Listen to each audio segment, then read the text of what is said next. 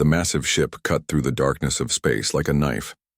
Inside, High Commander Zexthal stood tall, his scaled skin catching the blue light of the command center.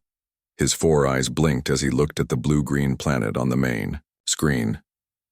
"Earth," he said, his voice deep and rough. "Small. Weak. Perfect." The Vraxians had taken over 17 star systems already. Each time it was the same. Find a planet, study its people, and crush them. Humans would be no different. "Commander," said his second-in-command, "our scans show their weapons are primitive. They have no space fleet. They fight among themselves. Constantly." Zexthal nodded. This would be easy. Too easy, perhaps. Where was the challenge? Where was the glory in crushing ants? Something different this time, he decided. Before we attack, we will take one human, learn everything about them, find their greatest weakness. His officers nodded in agreement. It was a good plan.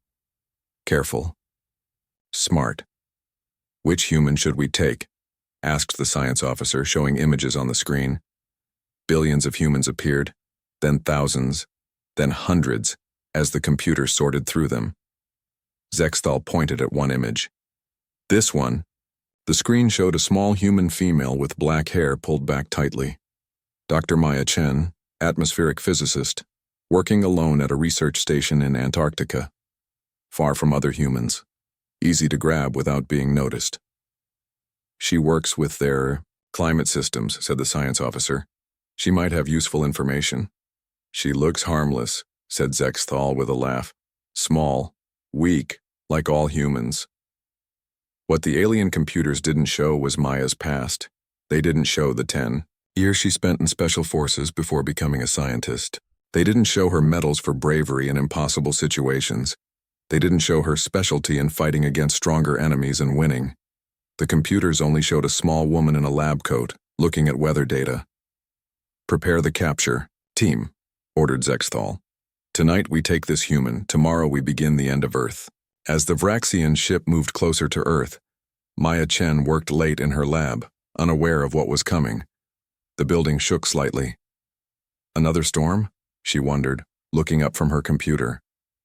Through the window, strange lights danced in the sky. Not the normal aurora, something different. Her military training kicked in immediately. She opened her desk drawer and took out a small black box. Inside was a toolkit most physicists didn't carry. Lockpicks, a knife, several devices that looked simple but weren't. "Let's see who's coming to visit," she whispered, slipping the kit into her pocket just as the lights in the lab went out. The game was about to begin, and High Commander Zexthal had no idea he had just picked the wrong human. The lab door burst open with a flash of blue light. 3 tall figures moved inside, their bodies covered in armor that seemed to swallow the darkness. Maya backed away, her eyes wide with what looked like fear. "Human female," said one of the aliens, in a strange, clicking voice. "You will come with us." Maya raised her hands, shaking. "Please," she whispered. "Don't hurt me." The aliens looked at each other. This was going exactly as planned. Humans were weak, emotional creatures. High Commander Zexthal would be pleased. The lead alien reached out with a 3-fingered hand and grabbed Maya's arm. "Move," it ordered. Maya stumbled, appearing clumsy with terror. As she fell forward, her hand brushed against the alien's equipment belt. In that quick moment, her fingers found and removed a small metal tool, hiding it in her sleeve with a movement too fast to notice. The aliens led her outside where strange lights danced in the sky. A ship hung above them, massive and dark against the stars. A beam of light shot down, surrounding Maya and her captors. Then they were rising, floating up into the ship. Maya kept her head down, counting steps, noting turns, memorizing the route through the alien ship. The walls were made of a strange metal that seemed to pulse with light. The air smelled like rotten eggs. She stored every detail in her memory, just as she had been trained to do years ago. They arrived at a small square room with clear walls. The aliens pushed her inside. "The High Commander will speak with you soon," said one of them. Prepare yourself, human." As soon as the aliens left, Maya's frightened expression vanished. Her eyes turned cold and focused. She pulled the stolen tool from her sleeve and studied it carefully. Not quite a knife, not quite a key, but useful, perhaps. She examined her cell, looking for weaknesses. The clear walls were strong, but the corners where they met the floor had small gaps. She hid the tool in her boot just as the door slid open. A much larger alien entered the room.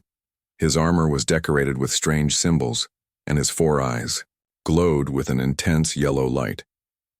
"I am High Commander Zexthal," he said, "leader of the Vraxian Armada and your new master."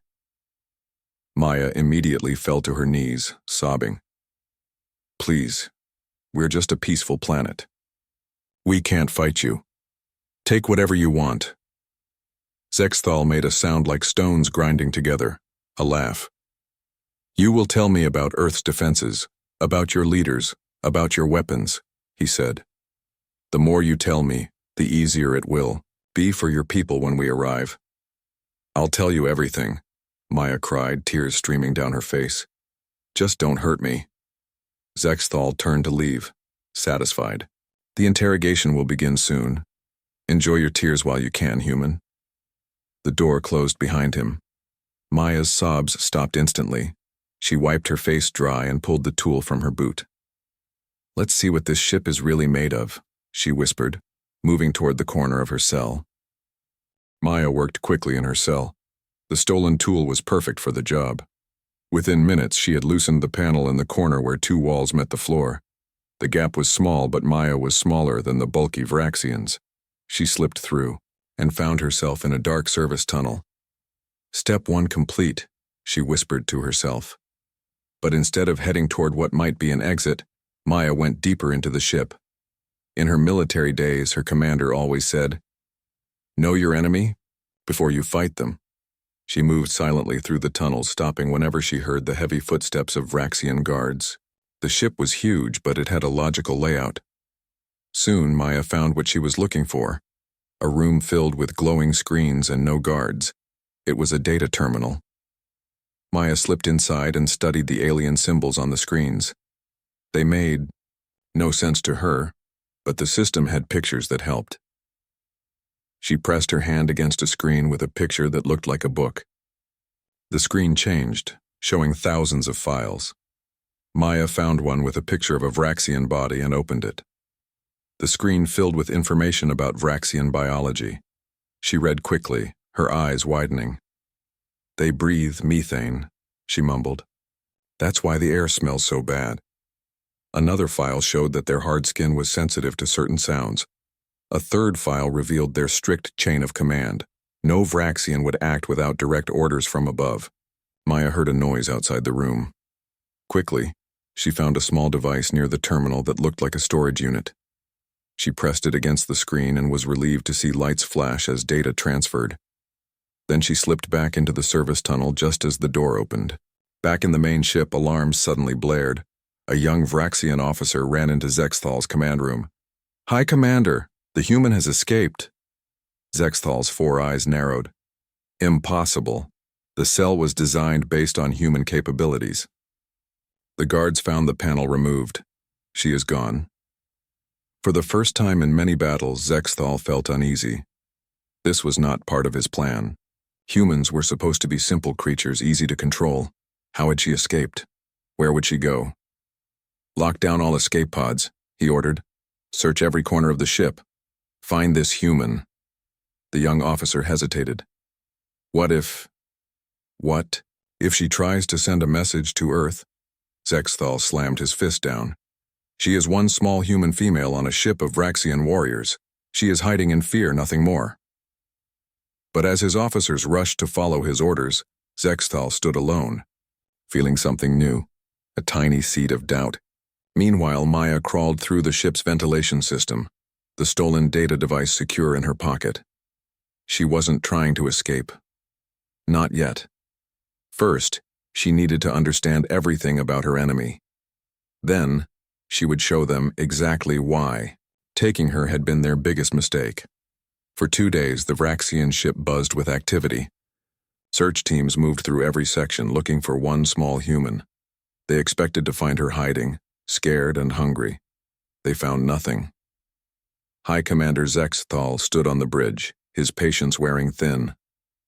How can one human hide from 50 trained warriors? Just then the lights flickered.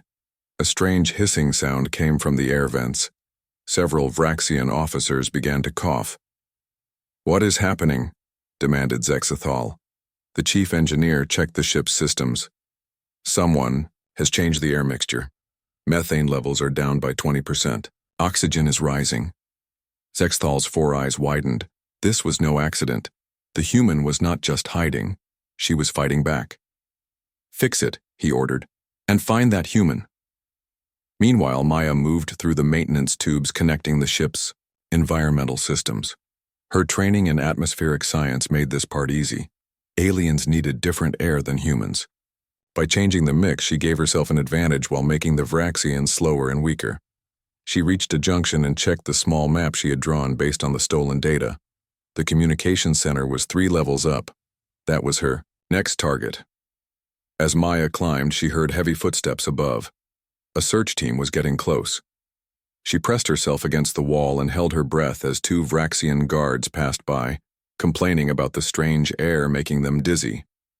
Finally, Maya reached the communications center. Through a vent, she could see it was busy with Vraxian officers. She needed a distraction. Using parts she had collected from around the ship, Maya created a small device and tossed it down a far corridor. It made a loud bang and released smoke. Alarms blared and the Vraxians ran toward the noise, leaving the communications center empty. Maya slipped inside and worked quickly. She connected her stolen data device to the main system and began transmitting key information to Earth: ship layouts, Vraxian weaknesses, invasion plans. The system was strange, but the principles were similar to human technology. Just as she finished, the door slid open. There stood High Commander Zexthal himself, his yellow eyes glowing with anger. "You," he said, his voice like stones grinding together. "What have you done?" Maya smiled for the first time since her capture. "I just told Earth exactly how to hurt you." Zexthal roared and lunged forward, but Maya was ready. She slid under a console as his massive form crashed into it. By the time he recovered, she had disappeared into a vent shaft. The High Commander stood in the ruined communication center, breathing heavily in the oxygen-rich air that made him weak. He had come to capture a simple human. Instead, he had found a worthy opponent. "This is not over, human," he whispered. The next morning, every speaker on the ship crackled to life. A voice spoke in perfect Vraxian language, Maya's voice. "Attention, crew of the Vraxian flagship. Did you know your High Commander lost the Battle of Proxima Centauri? 3,000. Vraxian soldiers died because of his mistake." Throughout the ship, Vraxians looked at each other in confusion. This information was secret, known only to high-ranking officers. How did the human know? Zexthal sat alone in his quarters, his fists clenched tight. The Battle of Proxima Centauri was his darkest hour. He had never told anyone the full story. "Security, find the source of that transmission and shut it down," he ordered over his communicator. The speakers went silent, but only for a few minutes. Then Maya's voice returned. "Your commander keeps secrets from you. Ask him why he really chose Earth. Ask him what he fears."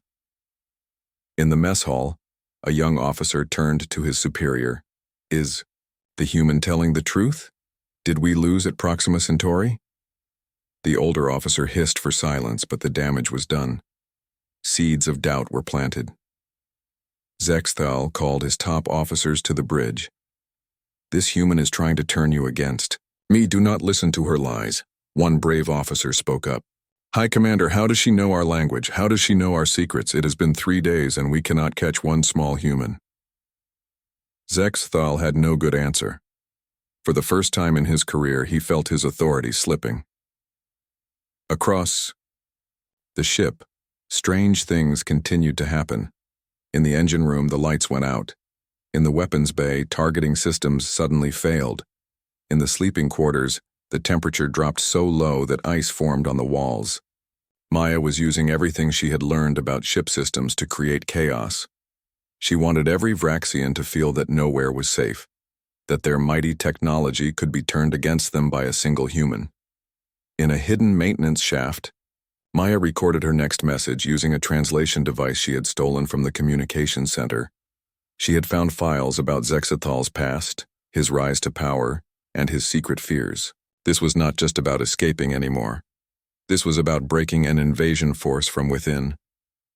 Zexathal stood on the bridge, staring at the stars through the main window. He had conquered many worlds, faced many enemies. None had challenged him like this human woman. In some strange way, he respected her tactics. They reminded him of his own.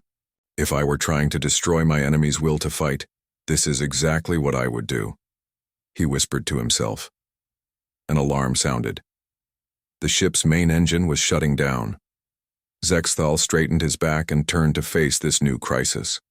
The Paishizai hunt continued, but it was no longer clear who was the hunter and who was the prey. After a week of chaos, Zexathal knew what Maya was planning. Her attacks on ship systems weren't random. Each one moved her closer to the main engine room. If she disabled the engines, the flagship would be stranded, unable to lead the invasion fleet.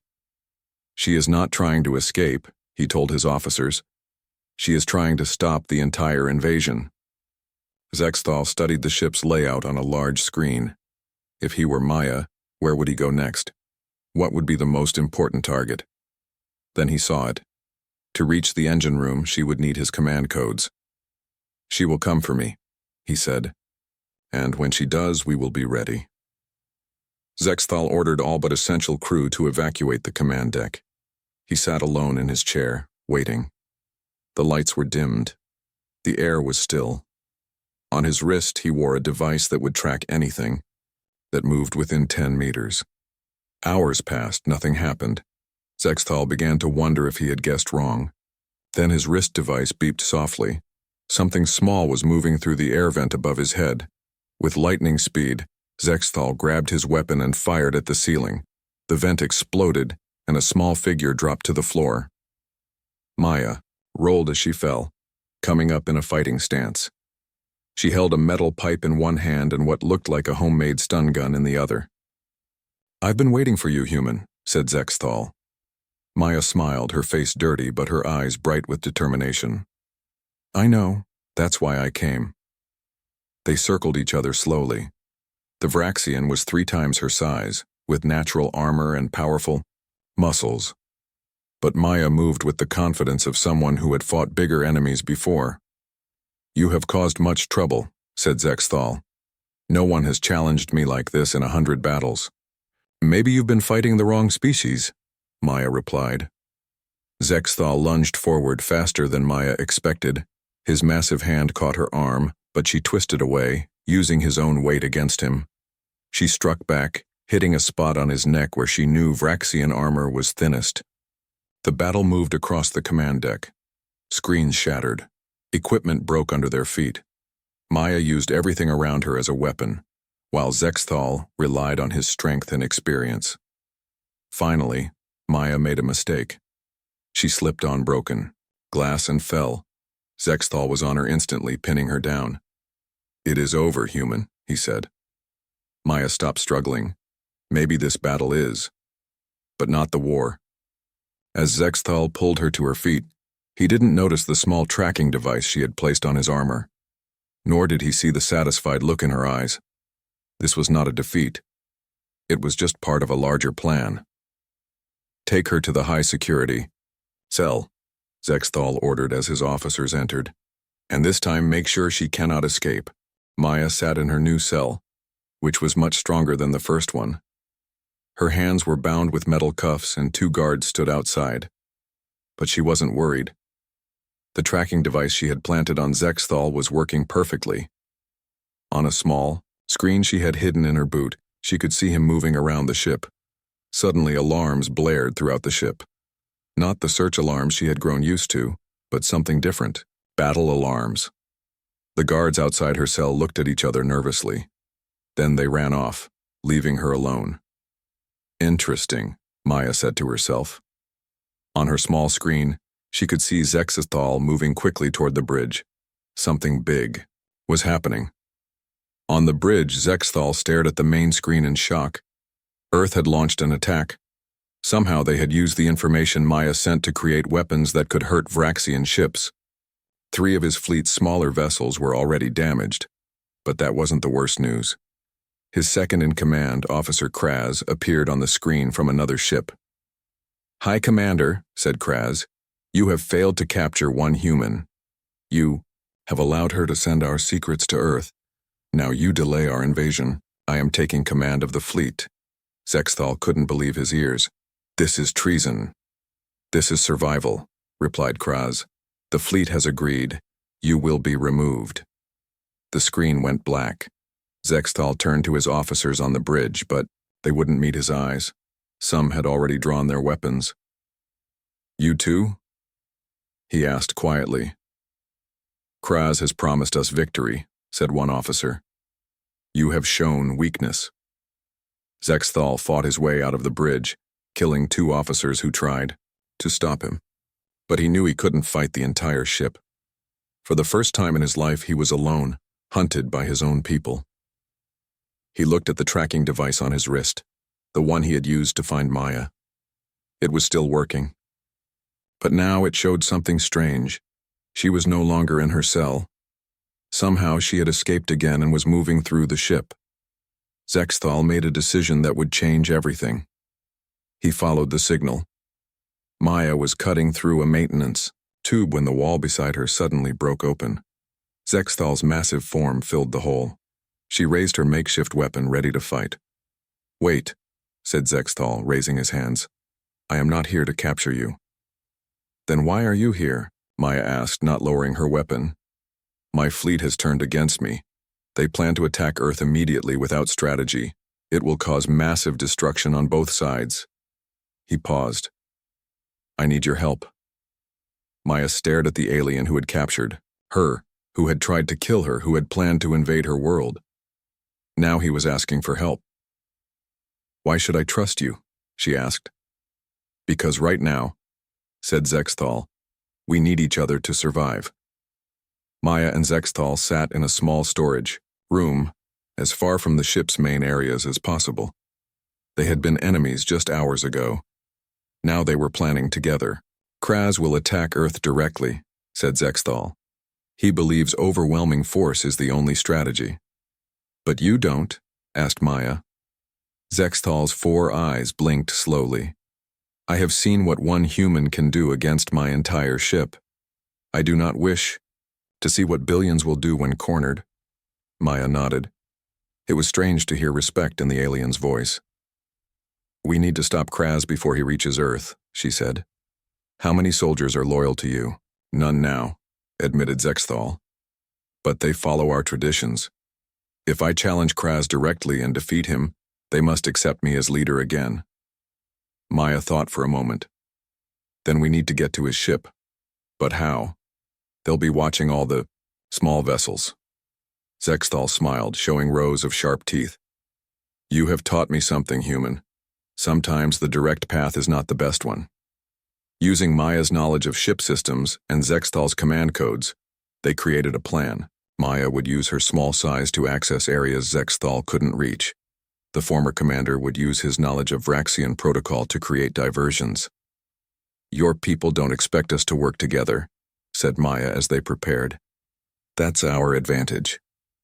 They moved through the ship like shadows. When guards appeared, Zexithal sent false commands to other areas, drawing them away. When locked doors blocked their path, Maya crawled through maintenance tubes to open them from the other side. Working together, they reached the ship's docking bay. A small transport vessel waited, guarded by just 2 soldiers. Zexithal stepped out openly. "Your commander requires this vessel," he said in his most commanding voice. The guards hesitated. They had heard of the mutiny, but years of training made them respond to authority. That moment of confusion was all Maya needed. From her hiding place, she fired her makeshift stun gun, dropping both guards before they could raise the alarm.